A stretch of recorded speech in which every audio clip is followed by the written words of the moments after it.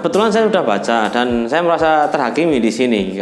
Kenapa saya yang diundang bukan Sumarsono langsung loh. Sumarsono itu kok nulis tentang BTS ya. Ya memang saya suka K-pop, tapi bukan yang boy band, tapi yang girl band, yang seksi-seksi itu.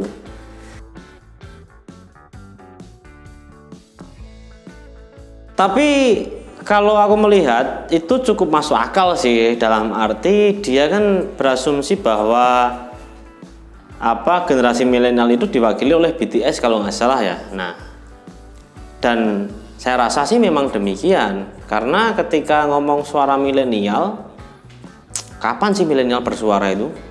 Mereka berstatus, nggak bersuara.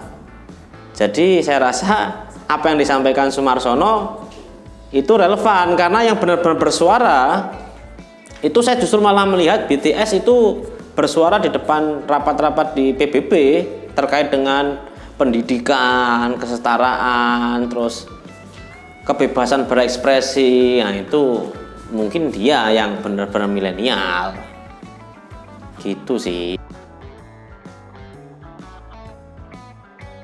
Ya kalau saya sih setuju ya, karena dari beberapa hasil bacaan saya itu baca buku generasi XYZ itu, di situ berbeda dengan buku yang judulnya generasi milenial. Asumsinya generasi XYZ kalau nggak kebalik ya, itu mengatakan tergantung dari behavior atau perilaku. Yang satu berdasarkan dari tahun kelahiran. Nah dari dua buku aja udah berbeda. Terus konsep di masyarakat melihat milenial seakan-akan semuanya dianggap milenial. Bahkan mahasiswa yang saat ini sedang masih mahasiswa semester 1-2 itu dianggap milenial.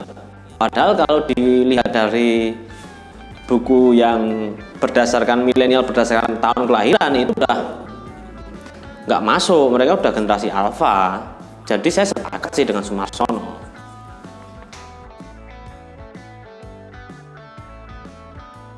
Jadi gini, kenapa Sumarsono mengatakan itu? Mungkin karena sekarang yang milenial itu yang tercapture sebagai milenial saat ini, yang bisa kita lihat di sosial media, mereka selalu berkata tentang karya dan karya. Kalau Jokowi mungkin kerja dan kerja ya, tapi kalau milenial itu kebanyakan berkarya. Bahkan di kalangan milenial pun ketika kita melihat YouTube itu, ini karya saya padahal cuma vlog. Nah nggak tahu vlog itu dianggap karya atau bukan. Jadi bisa dikatakan bahwa apa yang dilakukan generasi milenial apapun itu dianggap sebagai sebuah karya. Itu aku rasa juga gimana ya, mungkin bingung kalau kita ngomong Nadiem, ngomong tentang Wisnu Tama, mereka kalau dianggap milenial sih ya nggak milenial juga. Mungkin milenial secara behavior ya, tapi kalau secara tahun kelahiran dia nggak milenial sekali, udah tua itu. Tapi kalau dari behavior mereka sangat muda sekali. Nah itu tergantung kita melihat sudut pandang yang mana. Mungkin Sumarsono melihat sudut pandang yang angka tahun kelahiran mungkin ya. Jadi BTS itu yang lebih representatif dianggap sebagai milenial.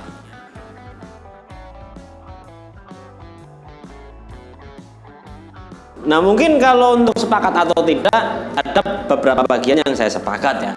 Ketika Sumarsono mengatakan bahwa milenial itu lebih mementingkan karya tapi tidak suara sih.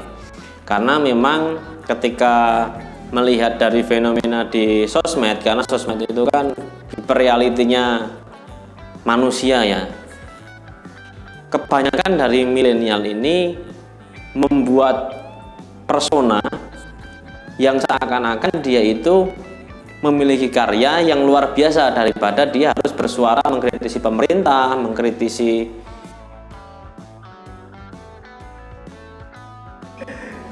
untuk para milenial. Salam milenial.